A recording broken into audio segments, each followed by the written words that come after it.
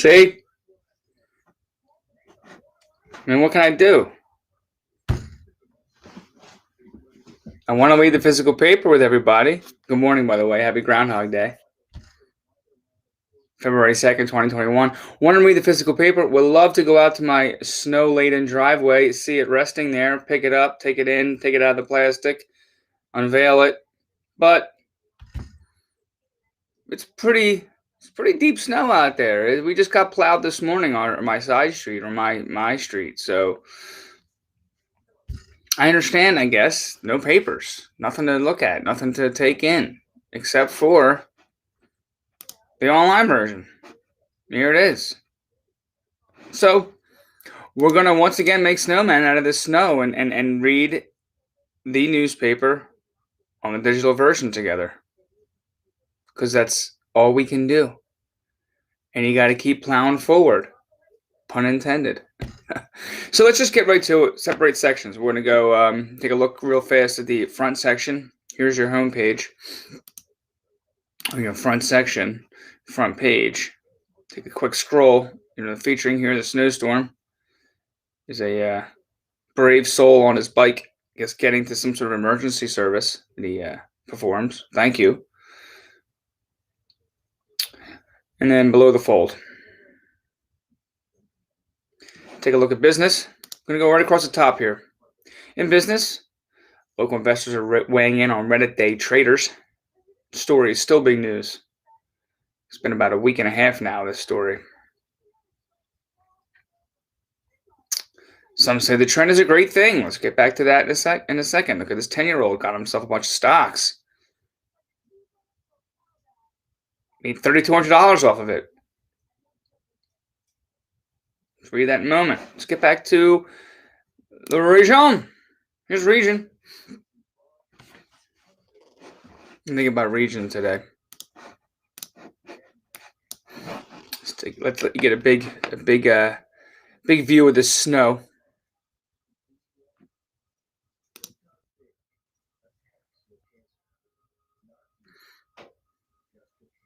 Some places reporting to 20 inches near blizzard conditions here in PA. Did you get snow in your part of the world? Are you in the Northeast as well? I did see that it's sweeping its way through the northern Mideast. Middle America? What is it called? I don't know, Chicago, that area. So it's making its way around this country. Life is our life section today.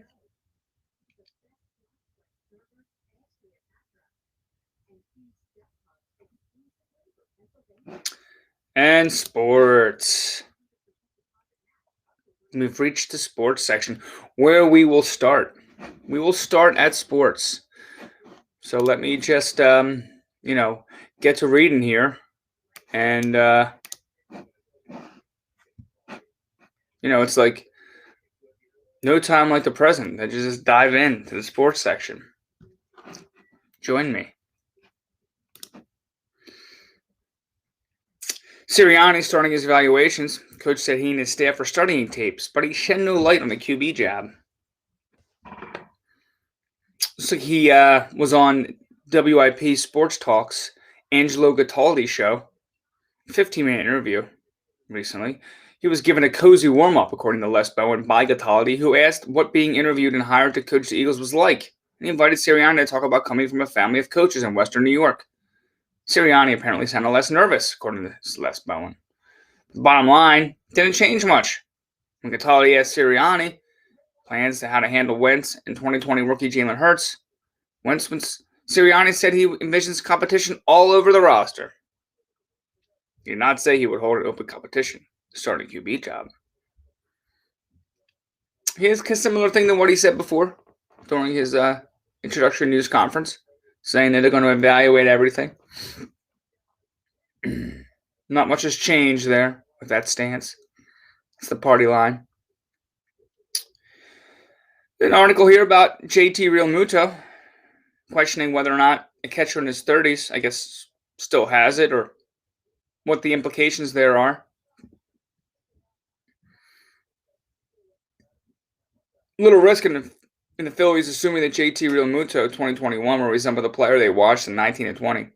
He's caught nearly 3/4 of their games since arriving 2 years ago. Has outpaced his fellow catchers in most offensive and defensive categories. Earned the right to be called the best catcher in baseball. Quote, JT is a little bit of a freak of nature, manager Joe Girardi said, because he's such a great athlete, and you don't necessarily see such great athletes there. And that's a special commodity. He's a special commodity that we have, and I just look forward to watching him work the next 5 years because it's fun to watch. I like baseball players and athletes generally that are fun to watch. You know, JT Realmuto locked up $115 million contract, so it'll be exciting when the Phillies come back in a month, 2 months or so. Bruins, Flyers tomorrow, 8 p.m. Sixers, Hornets tomorrow, 7 p.m. Next page. Scrolling through here.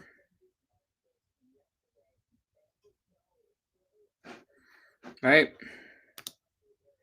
What else we got? Let's go big screen here for you for a view of Tom Brady with his 20,776 yards passing and 442 TDs in the regular season and the playoffs. Now, I don't know about you. That's impressive work. I like to watch Tom Brady. I would like to watch Tom Brady. I feel like win another Super Bowl. I've said it before. Go to the AFC. Win another Super Bowl. I don't know. I'm overhating it. I'm overhating the idea of Tom Brady just being the best quarterback of all time and then proving it time and again. So I'm gonna cheer for him. I've said it before. I'm gonna say it again. I'm gonna cheer for Tom Brady. And by extension, in Tampa Bay Bucks. So he's saying he's gonna play past 45. He's definitely gonna consider the idea. Impressive stuff, right? So I look forward to that big game this coming Sunday, 6:30 on CBS 3. A little call out box here for Flyers notes by Sam Charchidi.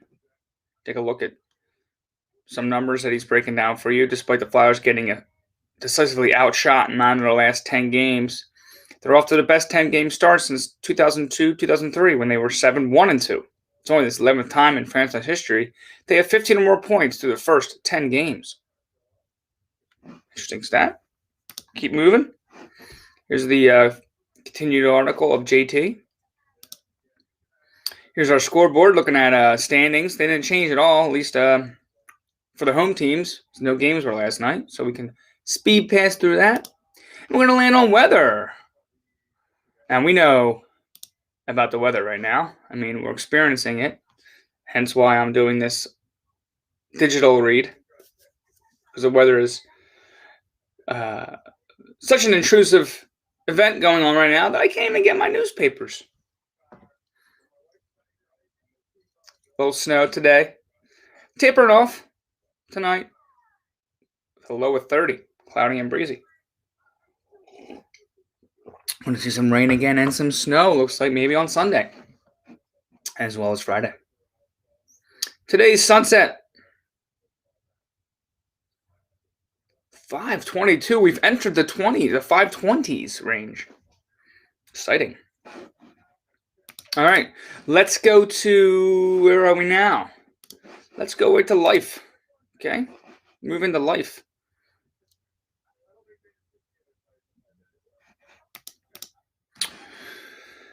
What do we got with life today? What do we got with life today, huh? What do we got with life? You got a little section here for the kids. If you have some children, you're looking to do some things safely at distance. Looks like you have an option to look through. If you receive the Inquirer, or if you're able to get access to the digital edition, you can see what's happening, including a Global Voyagers event, some paleo play date at the Academy of Natural Sciences at Drexel. You can do that. I'm going to skip through here.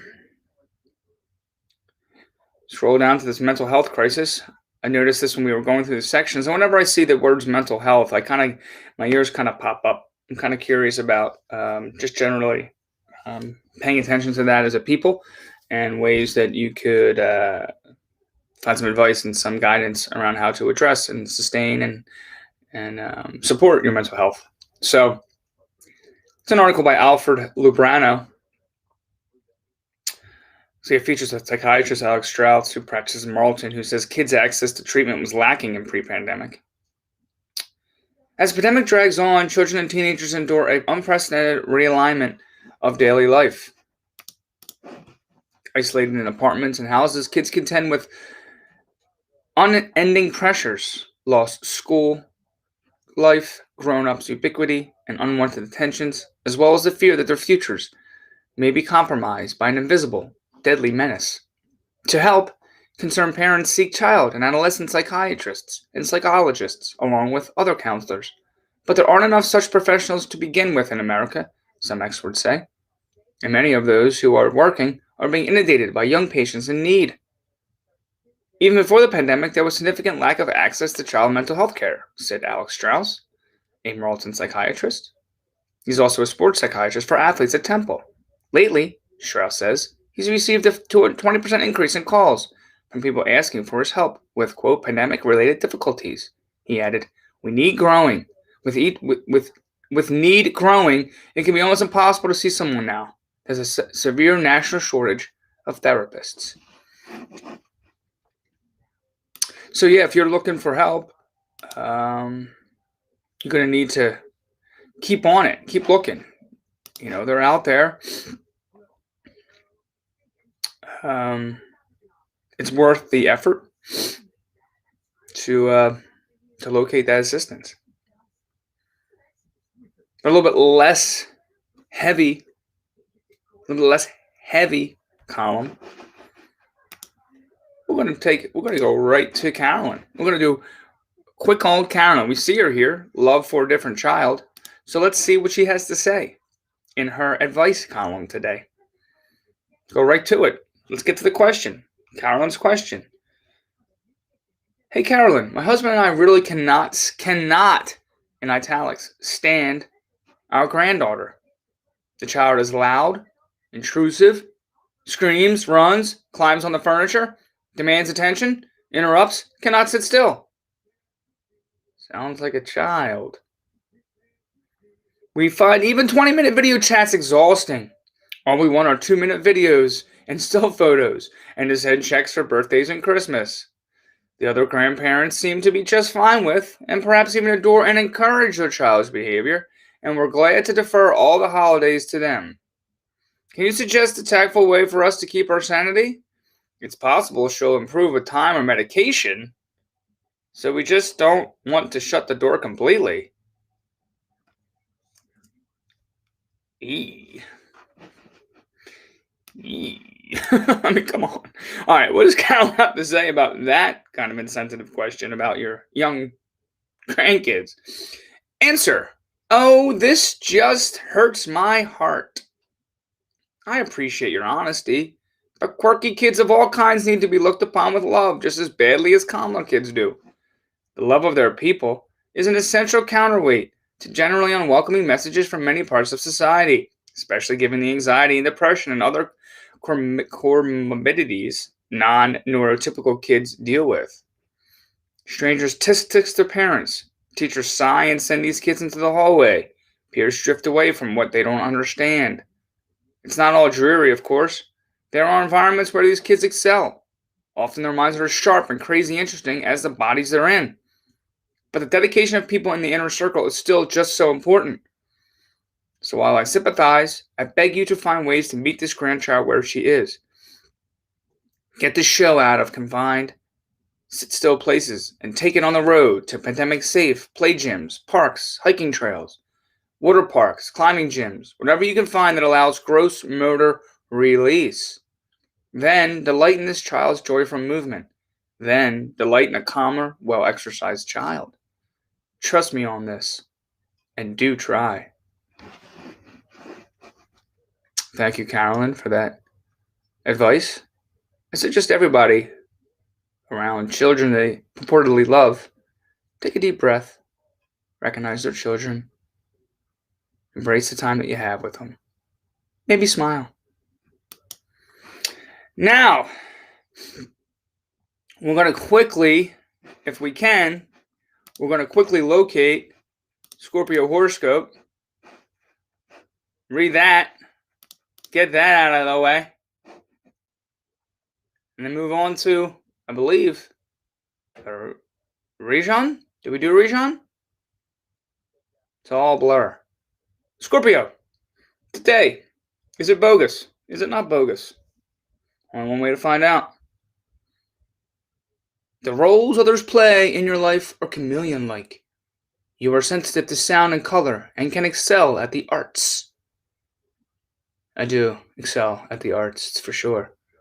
Very excellent when it comes to the arts. So thank you, Madeline, for validating that stance, that belief.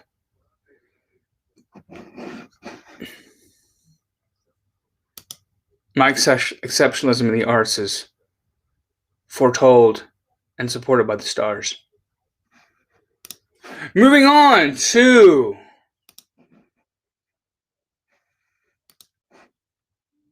Region! We did not do the region. Let's get through it. Why not? Right? What does it look like? This is what it looks like.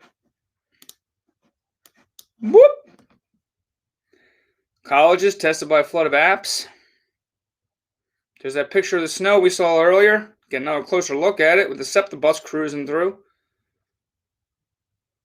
Council proposes vaccine insight. School board. Philadelphia School Board. Once again, on the front page of the region section, looks like somewhat slammed by the public. With the pandemic afoot and a controversial school reopening plan on the table, city parents, teachers, and concerned citizens have plenty to say to the Philadelphia School Board. Because of changes to the school board's public comment policy, there are now limited slots in which to say it. It's a step backward, said Tatiana Roldan, a senior at Northeast High School. If you say they want to hear us, then why are you silencing us? Well, let's see. Are they really silencing you, or are they just changing the procedure? Let's just take a look before we jump to any conclusions here. Okay? Let's see. Board recently shifted its strategy overseeing the Philadelphia School District, shaking up board meetings and adding more time on scrutinizing academic achievement. It also moved to limit the where are we? Number of speakers from no limit to 10 students and 30 members of the public, and cut from 3 minutes to 2 the amount of time each can address the board. The changes, Board President Joyce Wilkerson said, aim to amplify diverse voices. Students and new speakers are prioritized. Wilkerson said this was in part a reaction to the meeting last July when opponents of schools reopening packed a virtual board session that lasted 8 hours and included public comment from more than 100 people. Nearly all of the speakers blasted Superintendent William R. Haight's reopening plan, which was ultimately scotched. Scotched. You see that word used very often unless you're talking about boozing. Wilkerson said those speakers did not reflect the sentiments of the entire community. Well, change is afoot for commenters at school board meetings. What to do, what to do. You want to publicly condense your commentary in 2 minutes now. I don't know. We'll see how that plays out. Keep an eye on that saga. What else we got in region now? Oh, we have the OBITS. I wanted to spend some time talking about Dustin Diamond. Memories from watching Saved by the Bell as a preteen, teen, in my 20s, 30s, 40s. I mean, I've always watched Saved by the Bell. But, sad to see Screech, young, funny guy, good comedic timing, good physical comedy. Cancer just took him. Cancer took him in no time. When I was reading the description, I was really taken aback by the quote from the agent when he said that it was a brutal, relentless form of malignant cancer. and it was only 3 weeks ago diagnosed. In that time, it managed to spread rapidly throughout the system. The only mercy it exhibited was its sharp and swift execution. And using the words execution is pretty striking. Now we're going to quickly just scroll through the OBITS here because I do have some obligations, responsibilities to attend to early this morning that I need to get to. So we're going to just say rest in peace real quick to these folks. We did see some of them yesterday, if you recall. I recall Miss Norma Shaw, for one. But we have some new faces. It looks like they have passed recently, and we want to say sweet dreams wherever you are. Take good care. We hope you're calm and at peace.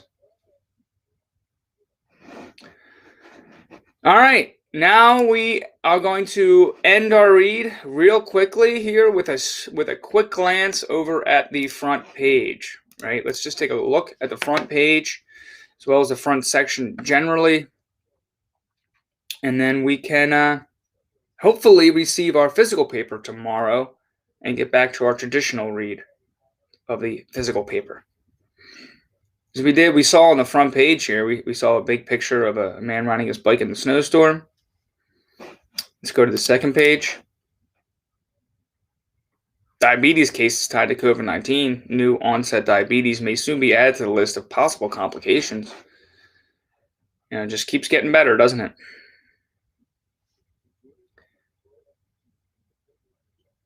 Teachers scale back lessons as pandemic cuts into class time.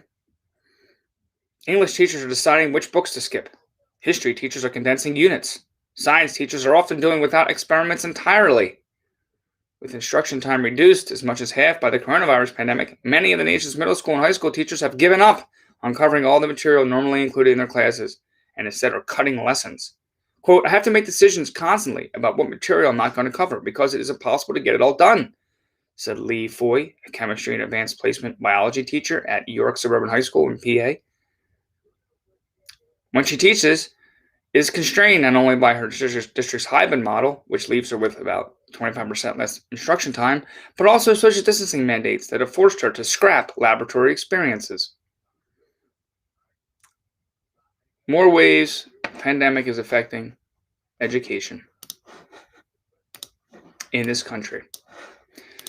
Let's go to the next page. SAT test kits are in short supply. STD test kits are in short supply. So, if you need some testing done, keep an eye out. Vaccines not tied to infertility. Important to note that claim was debunked. Moving on. More articles here about trolls online. Just being trolls. Okay. What else here? Skipping through. Nothing here. Oh, here's business. Here's this article about the Reddit day traders. I do want to read a little more about this young boy, Jaden Carr, who received 10 GameStop shares, each worth $6.19, and then sold them to make $3,200. Good for this 10-year-old.